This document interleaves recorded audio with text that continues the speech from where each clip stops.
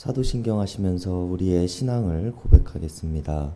전능하사 천지를 만드신 하나님 아버지를 내가 믿사오며 그 외아들 우리 주 예수 그리스도를 믿사오니 이는 성령으로 잉태하사 동정녀 마리아에게 나시고 본디오 빌라도에게 고난을 받으사 십자가에 못 박혀 죽으시고 장사한 지 사흘 만에 죽은 자 가운데서 다시 살아나시며 하늘에 오르사 전능하신 하나님 우편에 앉아 계시다가 저리로서 산 자와 죽은 자를 심판하러 오시리라.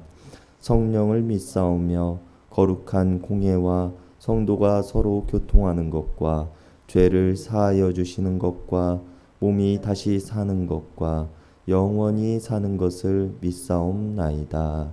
아멘. 우리 다 함께 찬송가 90장, 통합 찬송가 98장 부르시겠습니다. 찬송가 90장, 통합 찬송가 98장입니다.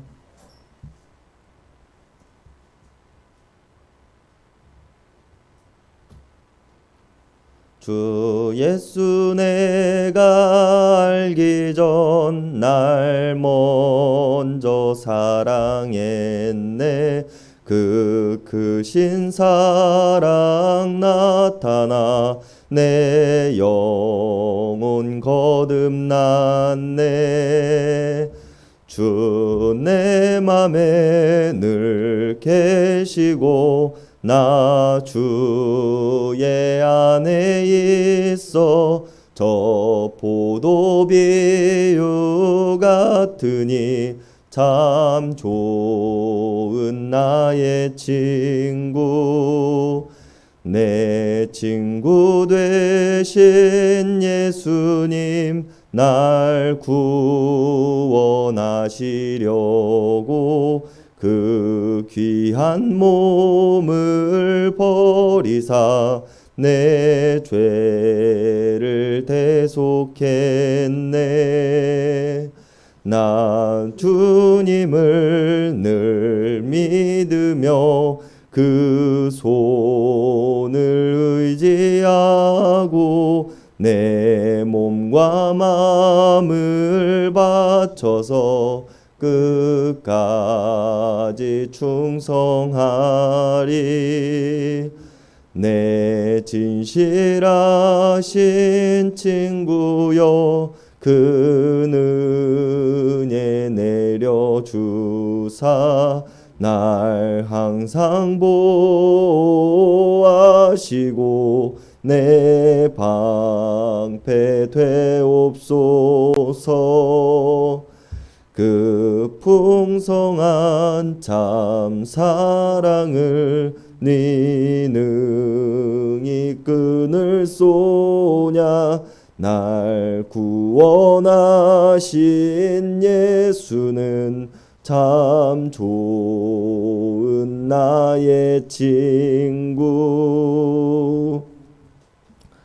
오늘 우리에게 주시는 하나님의 말씀은 마태복음 22장 34절에서 46절까지의 말씀입니다. 마태복음 22장 34절에서 46절까지의 말씀입니다. 우리 한 절씩 교독하시겠습니다. 예수께서 사두개인들로 대답할 수 없게 하셨다 함을 바리새인들이 듣고 모였는데 선생님, 율법 중에서 어느 계명이 크니까?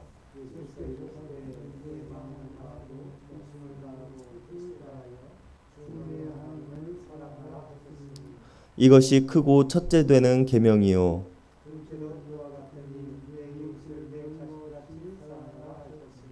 이 두 계명이 온 율법과 선지자의 강령이니라. 너희는 그리스도에 대하여 어떻게 생각하느냐? 누구의 자손이냐? 대답하되 다윗의 자손이니이다.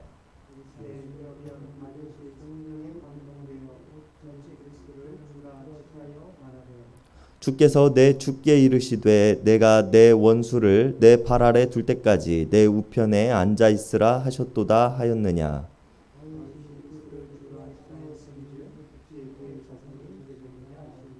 다 같이 읽으시겠습니다. 한마디도 능히 대답하는 자가 없고 그날부터 감히 그에게 묻는 자도 없더라. 아멘. 바리새인과 헤롯 당원, 사두개인들은 서로 대립되는 위치와 자신들의 관계를 넘어서 예수님을 공격하기 위해 뭉쳤습니다.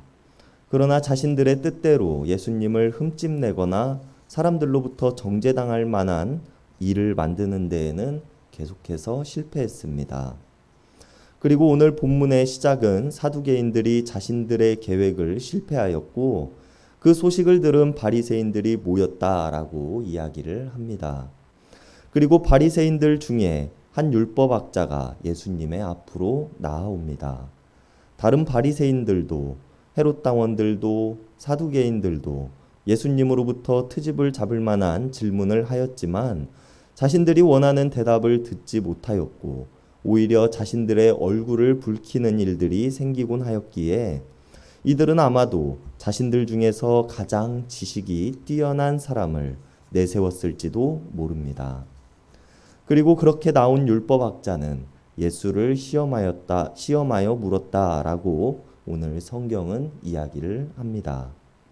그런데 이 율법학자가 예수님을 선생님이라고 존칭을 사용하며 부릅니다.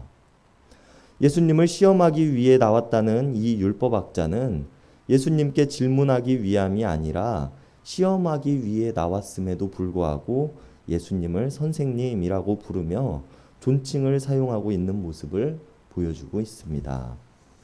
이러한 바리새인 율법학자의 행동을 우리는 진정성 있게 바라보기보다는 예수님으로 하여금 자신들의 질문에 대답을 할 수밖에 없는 분위기를 만들기 위해서였다라고 우리는 생각을 해야 합니다. 선생님이라고 존칭을 사용함을 통해서 자신이 곤란한 질문을 하더라도 예수님과의 대화를 이어가고자 하는 의도가 있었다는 것입니다. 그리고 율법학자는 예수님께 율법 중에서 가장 큰 계명이 무엇인지에 대해서 묻습니다. 그리고 예수님께서는 신명기의 말씀을 인용하셔서 가장 큰 계명에 대해서 이야기를 하십니다. 쉐마 이스라엘이라고 시작하며 우리들에게 잘 알려져 있는 신명기 6장 4절에서 5절의 말씀이 바로 그 말씀입니다. 내 마음을 다하고 목숨을 다하고 뜻을 다하여 주 너의 하나님을 사랑하라 는 말씀이며 예수님께서는 이것이 가장 크고 첫째가 되는 계명이라고 이야기를 하십니다. 우리는 사랑을 뜻하는 단어가 성경에서 여러 가지 의미로 나타난다는 것을 알고 있습니다.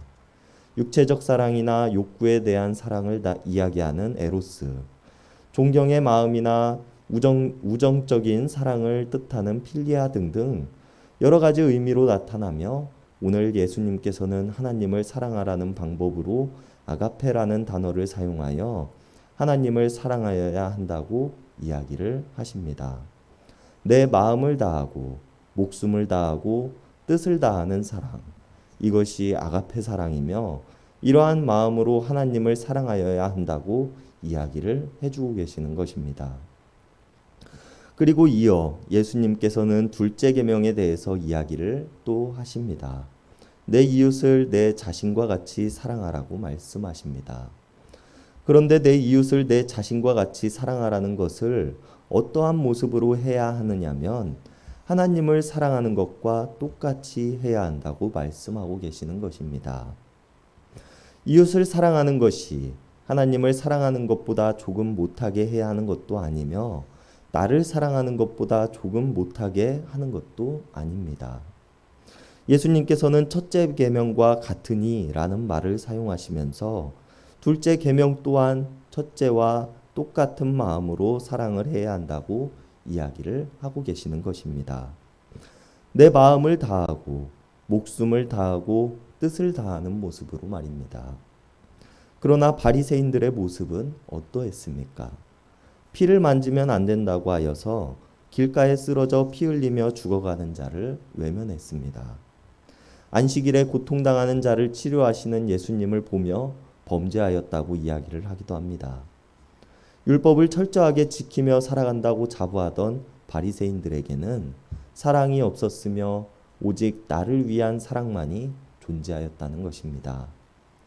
그리고 이런 바리새인들에게 예수님께서는 너 자신을 사랑하는 것처럼 이웃들을 사랑하라 라고 이야기를 하십니다. 나 스스로를 사랑하기는 아가페의 모습으로 사랑하면서 하나님을 바라볼 때, 또 이웃들을 바라볼 때에는 이러한 모습으로 살아가지 못하고 있는 바리새인들에게 예수님께서는 사랑이야말로 가장 크고 첫째가 되는 계명이라고 이야기를 하고 계시는 것입니다. 그러면서 이것이 온 율법과 선지자의 강령이라는 말씀을 하심을 통해서 율법대로 살아간다고 자부하는 바리새인들에게 진정 하나님께서 우리들에게 전해주신 율법의 참 의미는 하나님을 목숨과 몸과 마음을 다해서 사랑하고 그것과 마찬가지로 이웃을 내 몸과 같이 사랑하는 데에 있다는 것을 이야기해주고 계시는 것입니다. 41절부터는 예수님께서 바리새인들에게 질문을 던지십니다. 예수님께서는 너희들이 그리스도에 대하여 어떻게 생각하느냐, 또 누구의 자손이냐 라고 물으십니다. 그리고 이런 예수님의 질문에 바리새인들은 그리스도란 다윗의 자손이라고 이야기를 합니다. 여기서 예수님께서 이야기하고 계시는 그리스도는 단순 해석하면 기름 부음을 받은 자라는 의미를 가지고 있으며 구약의 시대에서는 사울이나 다윗과 같이 기름 부음을 받은 자, 즉 왕이나 선지자, 제사장 같은 사람들을 지칭하는 의미를 가지고 있습니다. 큰 영향력을 가진 사람, 큰 힘으로 나라를 다스리는 사람, 많은 사람들을 이끌 수 있는 사람, 그런 사람을 그리스도라고 불렀다는 것입니다. 그리고 오늘 바리새인들은 육체적인 다윗의 자손, 기름 부음을 받은 자, 자신들을 로마로부터 육체적 고난에서 해방시켜 줄 사람 정도의 의미로만 그리스도에 대해서 이해를 가지고 있었습니다. 그러나 예수님께서는 그리스도의 의미를 단순히 하나의 인간적인 모습으로 이야기하지 않으십니다. 다윗이 성령에 감동되어 주라고 부르시는 분, 우리들을 영적인 해방에서 이끌어 주실 분이 그리스도라는 것을 예수님께서는 이야기하고 계시는 것입니다. 바리새인들이 생각하고 있는 그리스도에 대한 이해와 예수님께서 말씀하시고 있는 그리스도의 모습이 다르다는 것을 오늘 이 대화는 보여주고 있는 것입니다. 그렇다면 예수님께서 말씀하시는 그리스도는 무엇을 의미합니까? 다윗의 후손을 넘어선 신적인 존재임에 대해서 말씀하고 계시는 것입니다. 바리새인들이나 다른 유대인들이 생각하는 로마로부터의 해방자, 힘이 강력한 왕을 넘어서 온 인류를 구원하시고자 하시는 하나님의 뜻과 계획에 대해 오늘 예수님께서는 보여주고 계시는 것입니다. 그리고 이러한 예수님의 말씀에 한마디도 능히 대답하는 자가 없고 그날부터 감히 예수님께 묻는 자도 없었다고 성경은 이야기를 합니다. 감히 예수님께 묻는 자도 없었다고 말하고 있는 이 본문은 두려워하지 않을 수가 없었다라고 해석이 되어집니다. 두려워하지 않고자 하여도 자신의 의지대로 그럴 수 없는 마음을 이야기하고 있는 것입니다. 이들이 신학적 논쟁과 예수님의 가르침을 통하여 그 지혜의 놀라움을 넘어서 두려움까지도 느끼게 된 모습을 보여주고 있는 것입니다. 그러나 이들이 두려움을 느꼈다고 하여서 이들이 예수님을 해치고자 하는 마음이 변하여진 것은 아니었습니다. 여전히 예수님을 어떻게 죽일까 의논하였고 그 기회를 엿보았습니다. 이들처럼 듣고도 깨닫지 못하고 보고도 느끼지 못하는 사람들은 이미 내 앞에 존재하시는 그리스도를 십자가에 못 박고자 하는 사람들입니다. 이미 오신 그리스도를 보지 못하는 자들이며 하나님의 뜻이 아닌 내 기준으로 그리스도의 모습을 찾고 기다리는 모습을 보여주는 사람들인 것입니다. 그리고 지금 우리들의 모습은 어떠합니까? 이미 우리에게 찾아오신 그리스도를 알아보지 못한 채 우리가 생각하는 그리스도의 모습만을 기다리고 있지는 않는지요. 우리가 이러한 모습으로 살아가고 있다면 우리의 생각이 아닌 하나님의 뜻을 구하는 자세를 가져야 할 것입니다. 그것이 진정한 하나님의 사랑이며 더 나아가 이웃사랑의 시작이 되는 모습이 될 것이기 때문입니다. 오늘 우리가 이 말씀을 통하여 하나님의 뜻을 구하는 모습으로 살아갔으면 좋겠습니다. 그리고 그 뜻을 통하여 그리스도이신 예수님을 온전히 믿고 신뢰할 수 있는 우리들이 되기를 바라며 온 인류를 사랑하신 하나님의 뜻을 본받아 하나님과 이웃사랑에 힘쓸 수 있는 우리들 모두가 되기를 바랍니다. 기도하시겠습니다. 하나님, 언제나 우리를 사랑하시고 끝까지 사랑하여 주심에 감사를 드립니다. 우리들에게 내 마음을 다하고 목숨을 다하고 뜻을 다하여 하나님을 사랑하라고 하셨지만 우리들은 여전히 나 자신만을 사랑하며 살아가고 있지는 않는지요. 우리들에게 내 이웃을 사랑하기를 내 몸과 같이 사랑하라고 말씀하셨지만 우리는 우리의 이웃들을 진정으로 사랑하지 못하고 있는 모습은 아닌지요. 이러한 우리들의 죄악을 용서하여 주시옵소서. 예수님께서 우리들에게 먼저 보여주신 것처럼 내 하나님과 내 이웃과 내 친구와 내 가정을 사랑할 수 있는 자들이 되게 하시고 예수님을 그리스도라 고백하는 자들과 같이 진정한 그리스도이신 예수님께서 이 땅에 오신 참 의미를 깨달을 수 있도록 도와주시옵소서. 언제나 우리를 사랑하시며 끝까지 사랑하시는 하나님을 내가 믿습니다. 사랑의 예수님의 이름 받들어 간절히 기도드렸습니다. 아멘. 이 시간 우리가 우리 개인을 위한 기도, 이웃을 위한 기도, 교회를 위한 기도, 세상을 위한 기도하는 시간 갖도록 하겠습니다.